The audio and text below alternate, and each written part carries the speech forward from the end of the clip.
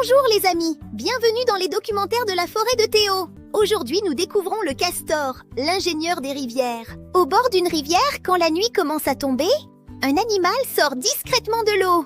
Il ne possède ni outils, ni machines, ni plan de construction.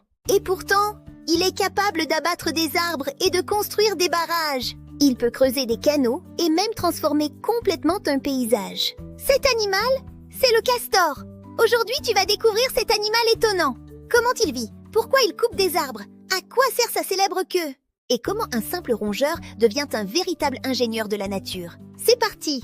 Qui est le castor? Le castor d'Europe est un mammifère et un rongeur. Il appartient donc au même grand groupe que les souris, les écureuils ou les hamsters. Mais niveau taille, c'est une autre histoire. Le castor est bien plus grand. Un adulte mesure environ 1,20 mètres et pèse autour de 21 kg. C'est le plus gros rongeur d'Europe. On le reconnaît à son corps massif, sa fourrure brune et surtout à son immense queue plate. Où vit le castor? Le castor d'Europe vit toujours à proximité de l'eau.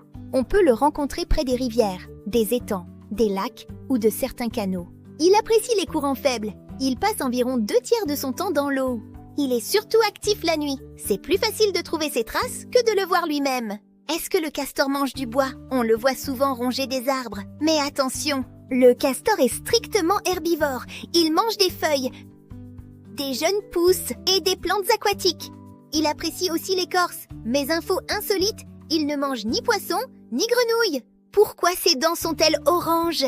Ses grandes incisives ne sont pas blanches, mais oranges. Cette couleur vient du fer présent dans l'émail, ce qui rend ses dents incroyablement résistantes. Peut-il vraiment abattre un arbre? Oui, il commence par ronger le tronc tout autour. Le tronc prend alors une forme de pointe de crayon. Il peut abattre des arbres d'1 mètre de diamètre. Il fait cela pour 2 raisons, se nourrir et construire ses célèbres ouvrages. Pourquoi construit-il des barrages? Pour les bâtir, il utilise bois, terre et argile. Le barrage sert à contrôler le niveau de l'eau.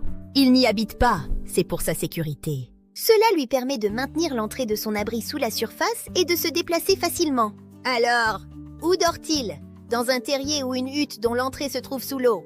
Pour rentrer, le castor plonge. Aucun prédateur terrestre ne peut le suivre par la porte. Le castor est un sous-marin vivant. Dans l'eau, il est agile grâce à ses pattes palmées. Il peut rester 15 minutes sans respirer. Ses yeux ont même des lunettes de plongée naturelles. À quoi sert sa queue? Elle l'aide à se diriger et à s'appuyer. Mais c'est aussi son alarme.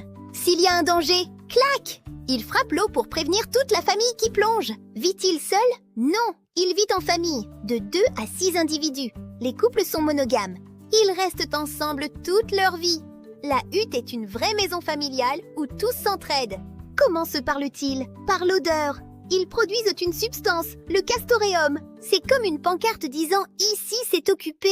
Sauf que la pancarte sent très fort. Le castor transforme la nature. En créant des étangs, il invite la vie tout autour de lui. C'est l'ingénieur des écosystèmes. Il adapte son environnement à ses besoins et à ceux des autres.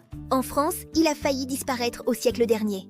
Heureusement, il est protégé depuis 1968. Aujourd'hui, on en compte plus de 20 000 sur nos rivières. C'est un retour magnifique. Pour savoir s'il est là, cherche les arbres rongés en pointe de crayon ou des huttes.